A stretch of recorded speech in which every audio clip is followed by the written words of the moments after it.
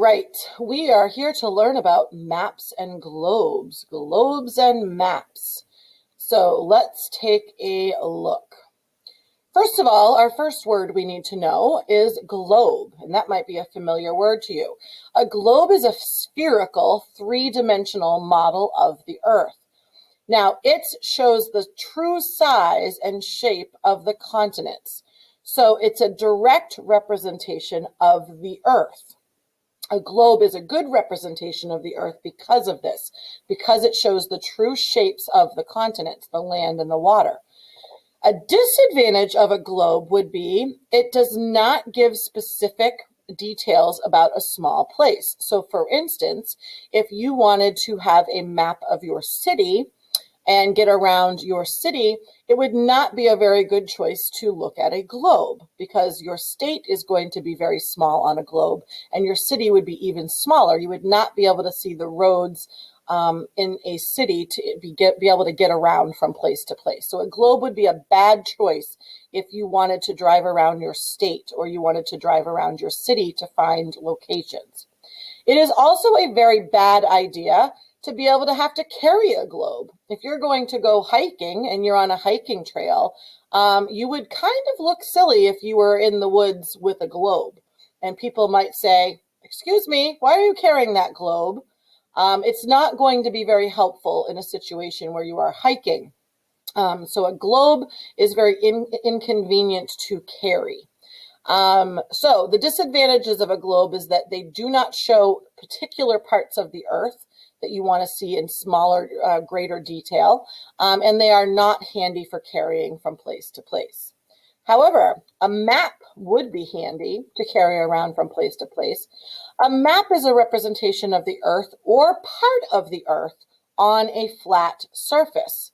So the advantage of a map is it can show only a small part of the Earth, or it can show the whole Earth.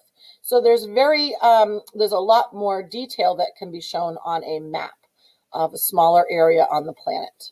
Another advantage is that you can carry a map around with you and fold it up, so it's handier than a globe. But the trade-off, the problem with a map is that things get distorted or things get messed up because a flat map cannot show a true representation of the Earth because the Earth is a sphere. So the areas are distorted. They do not show the true sizes or shapes of places on a map. So that's the disadvantage of a map. It doesn't show true sizes or shapes of the land, whereas a globe would. Now, making a map is messy because you have to take a three-dimensional shape and make a three-dimensional shape into a two-dimensional shape. Something has got to get messed up. So when we make a map from a globe, it gets distorted. Distorted means you're messing up the size and shape of something, much like in this picture here. We have a distorted human being. And that's a fun thing to do on Snapchat, but not so much fun when you're trying to find places on the globe and your map is messed up.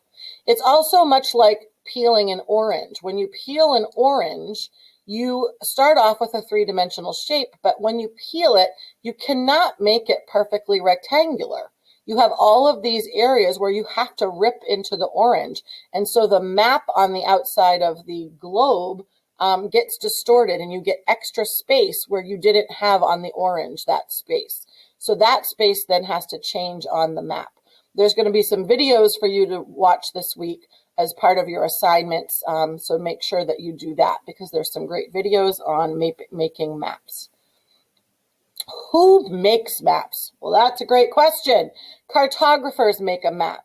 If we look at this Greek and Latin root word, carto means Greek or Latin for map. And grapher, the Greek or Latin root for graph, means to draw or to write. So a cartographer is someone who draws maps. And the study of map making and maps is called cartography. Same two root words, cart meaning map and graph meaning to write or draw about. So a cartographer makes maps, and you can actually go to college to get a degree and become a geographer, someone who studies geography, or specifically a cartographer, one who studies maps. How is a map made? Well, map makers use something called a map projection. Just like when you are in your classroom and you see something projected up on the screen from the projector onto the screen, it changes the size or shape of things as you adjust that projection.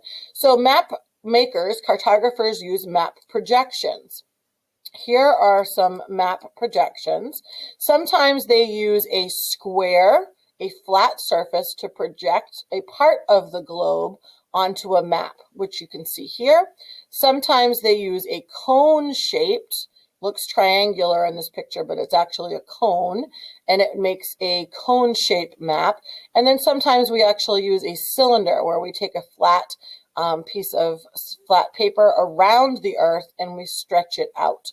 Now, when we use a map projection, no matter which map projection we use, we mess up our map. We distort the size and shape and distance of the map. So most times when we look at a map, we don't think to ourselves, hey, that map looks distorted, which is why I wanted to show you this. If you took a human head, which is close to a sphere, in that it's three-dimensional, and you tried to make it flat and represent it in a flat way using map projections, here are several map projections that are making that round three-dimensional head into a flat surface. And you can see that no matter which map projection you use, you get distortion. It's messed up, especially this one. So you have to distort the size and shape of something when you take it from being three-dimensional to two-dimensional. There's just no way around it. So here's some examples. Instead of using a globe for distortion, if you look at a human head, you can easily see that making that flat creates distortion. So let's take a look. Is a map a good map or a bad map? Well, all maps, I guess, are actually bad because they do distort the land in some size or shape or distance. But there are worse maps than others. So one particular map that I don't like to have in my classroom is a map, and I can tell that it's a bad, especially bad map, when I look at the size of Greenland. Okay, so when you're looking at a map, look at the size of Greenland. Whoops. Look at the size of Greenland in comparison to Africa. Because in real life, Africa is much bigger than Greenland. And on a bad map projection, you're going to see the distortion of Greenland being so large, Africa looking so small. And you can even oftentimes see Antarctica in all of its big, large shape. Okay? If you look at this picture, you can see that Greenland on a Mercator projection, which is this, actually looks about the same size as Africa. But it's nowhere close in real life. In real life, Greenland is only a portion of the size of Africa. There's a great video that you'll watch this week for homework that will show the sizes and shapes of the different countries and areas on a map. That'll really show you how a map projection can really distort what the Earth's true size and shape is. Types of maps. There are 3 types of maps. The first type of map is a political map, and in this picture you have a political map. It shows the boundaries that humans make. So they break up the earth into sections, cities and territories and states and counties and countries. And a political map is people-made. It shows what people have divided the earth up. A physical map shows the physical features of the earth. So it's nature-made or natural features of the earth.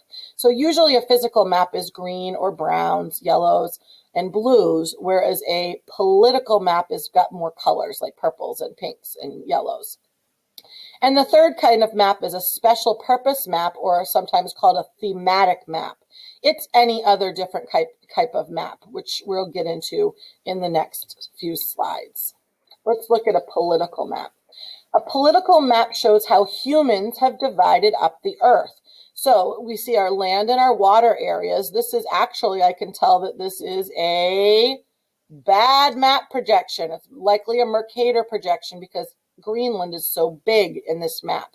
But this map does show good political boundaries. So you can see it's a good example of a political map, and that all the different colors show the different boundaries of countries, states, provinces, territories, things like that. On a physical map, I can also see this is a bad map projection because Greenland is so large, but this is showing the physical features of the Earth. So this brown area here I know is the Rocky Mountains. This brown area and white area here I know is the Andes Mountains. The Himalaya Mountains are here. I can see a lot of white, meaning that this is very high and snow-capped. I can see that Greenland is mostly ice. I can see there's different areas of green and brown. I can see drier areas, and I can see greener areas that are more lush with vegetation. So a physical map shows me more what nature has the Earth look like. Physical features like lakes, rivers, mountains, deserts, and valleys. And of course, special purpose map or a thematic map is the last type of map out of the three. It's anything else. It could be a road map, a weather map, a historical map that shows battles or different ways that countries have taken over each other and gained territory. Languages can be shown on a map. Population, how many people live in areas. Climate map, what's the weather like, the rainfall. It could be a contour map or a topographic map, how land is used, religions. This one happens to be highest revenue generating companies headquartered in each state. So that could be a map. Sports teams could be a map. This one is showing precipitation in the United States. This one is showing world billionaires, how many billionaires live in each of the countries, and it really distorts the whole map based on that. So special purpose and thematic maps can be just about anything. It can be like where different breeds of frogs live in the world. So a special purpose map gets very specific. I guess that's the way with special purpose, specific. Contour maps. In order to show how high land is on a flat surface, we have to have a way to do that because you can't always just carry a map around that has bumps on it. We don't carry maps with bumps often, although those do exist. We have something called contour maps or topographic maps. And those maps use lines, contour lines, that show the shape of the land. And the closer the lines are together, the steeper the land is. And the farther apart the lines are, so for instance, these lines are very far apart. If I was hiking up this mountain, this part would be very easy until I get right about here. And then these lines are super close together, which means they're very steep, okay? They're going to be steep like a mountain like this here, rather than being a slow incline here. So if I'm using contour or topographic maps, I'm oftentimes hiking.